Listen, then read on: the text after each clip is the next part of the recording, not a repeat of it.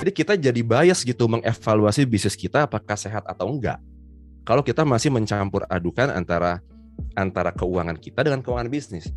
Dan ini parameter keduanya yang menurut gue penting ya. Taruhlah kita berencana bisnis kita ekspansi, berkembang. Kita nggak mungkin ngelakuin semuanya sendiri. Kita butuh orang. Pasti. Kan kita nggak mungkin orang itu nggak kita gaji. Iya. Nggak mungkin orang itu kita paksa melakukan hal yang sama seperti yang kita lakukan gitu. Ntar ngambil uang kalau ada untungnya. Nggak mungkin. Gitu. Jadi gue rasa begitu tuh kalau Mas Anca. Cuma nanti Mas Anca kalau misalnya ini bisa DM ke gue lebih lanjut nih kalau kita mau ngobrol-ngobrol tentang keuangan bisnis ya. Ya Mas, siap. Oke, thank you banget nih Mas Anca nih. Ada yang mau ditanya lagi barangkali Mas Anca? Udah cukup, mungkin teman-teman yang lain mau bertanya. Silakan teman-teman yang lain. Soalnya sebenarnya tadi di obrolan di grup juga Mas Anca lagi propose sesuatu ke pemerintah gitu. Kayak gue sempet share juga kalau di WhatsApp gitu kan. Tapi gue mau nyapa Pak Nuget dulu nih. Dari tadi sudah tampil, tapi kita belum baca ngobrol nih Pak. Oke, nih Pak Nuget mungkin bisa mau nambahin nih sebagai dulu pernah praktisi konsultan UMKM ya, Om ya. Salam kenal Om. Mic-nya masih belum menyala ya Om ya. Coba di unmute dulu. Sejenak, coba mana nih? Ya, itu dia. Oke, halo Om. Selamat malam. Halo. Ya. Nah, salam kenal, saya Givari Om. Ya, salam juga semua.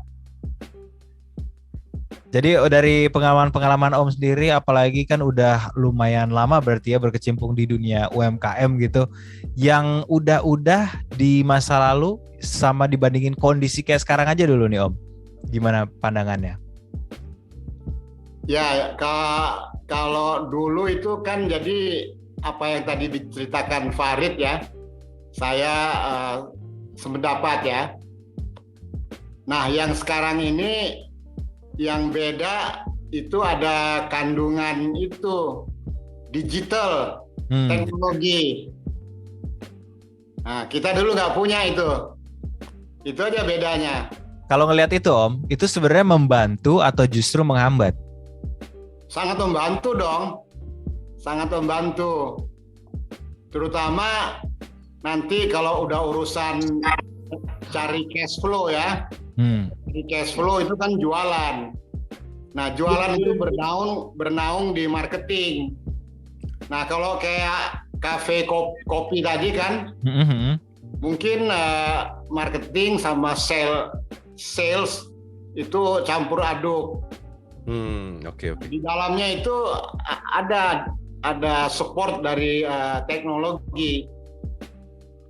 Jadi sebagai contoh, ya. Coba di awal-awal itu waktu sendirian, itu kan kadang-kadang 2 hari, 3 jam, sunyi sepi sendiri, ada yang datang kan? Iya, itu pedih loh sebenarnya Om nyanyinya sih enak, itu pedih situasinya.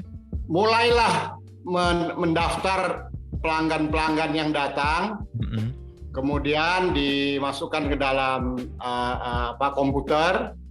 Nah, itu mulai dikutak-katik, diberi sentuhan mereka. Nah, mungkin di sini yang nanti suara suku bisa bantu ya. Sentuhan-sentuhan itu sehingga pelanggan itu yang tadinya 15 orang di sekitar lingkungan ya. Pelanggan yang dari jejaring dekat, saudara, kerabat, dan lain sebagainya.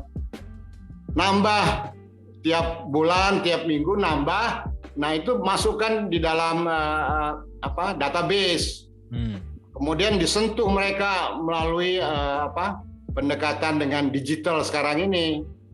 Nah, itulah kan yang sudah dilakukan oleh seperti blibli.com dan yang besar-besar lainnya ya. Iya. Nah, tapi yang usaha kalau yang tadi Anca ya. Iya. Menurut saya itu kan masih ukurannya mikro rumah tangga. Betul. Jadi UMKM M yang pertama. Nah, dari mikro dia harus jadi kecil sehat. Nah, kecil sehat itu pelanggannya udah di atas 50-80 orang itu tiap musim ya. Nah, itu harus dari situ dia berkembang. Nah, kemudian kalau kita lihat cerita sukses dari bisnis mikro semacam itu, kayak tadi Farid bilang, dia itu pasti punya setelah 5-7 tahun ya, atau sekarang bisa lebih cepat 3-5 tahun, punya beberapa outlet. Apalagi kemudian dijual itunya apa, franchising-nya atau kemasannya ya, dengan kemitraan dan lain sebagainya. Ya itu dulu dari saya mungkin. Jadi bagaimana memanfaatkan teknologi digital ya, kan sekarang ini semua udah digitalize. Iya benar. Membantu usaha-usaha mikro. Nah ini kata kunci, naik pangkat ke kecil sehat. Nah kecil sehat itu berapa besar silakan dibahas nanti. Nah kalau dulu ini referensi dari ILO ya, dari mikro ke kecil sehat itu, kalau yang warteg, pedagang kelontong, orang Padang, orang Tegal, itu 8-10 tahun. Jangan dicontoh itu. Nah, bagaimana kita bisa breakthrough masa pembesaran dari mikro ke kecil sehat itu cuman 2-3 tahun. Nah, ini the challenge of yours ya. Silahkan dibahas. Oke. Salam Jumat. Thank you banget Om. Wah, Ini boleh loh terima kasih teman-teman sekali. kita kasih tepuk tangan loh untuk Om Nuget ini. nih. Gokil. Itu kalau yang barusan disampaikan menurut gue Mas Farid sangat sederhana banget. Gue sangat mengerti banget. Tapi kalau dimasukin ke dalam teori, sebenarnya ini masuknya ke marketing atau financial planning. Itu apa tadi? Ya bisa diinterpretasi nggak Mas yang barusan disampaikan sama Om Nuget? Iya, karena gue kan juga berguru juga lah sama Om Nuget ini kan. Om Nuget pernah ngebantu juga UMKM dengan di konsultannya waktu itu ya. Iya.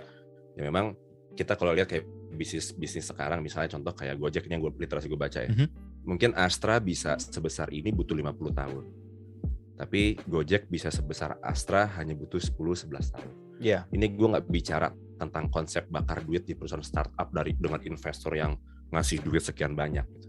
Tapi mungkin tadi maksudnya Om Nuget itu kan sekarang sudah ada teknologi database customer itu kita bisa simpan dalam database dengan cukup mudah lah. Betul. Cuman ngisi form, emailnya kita dapat.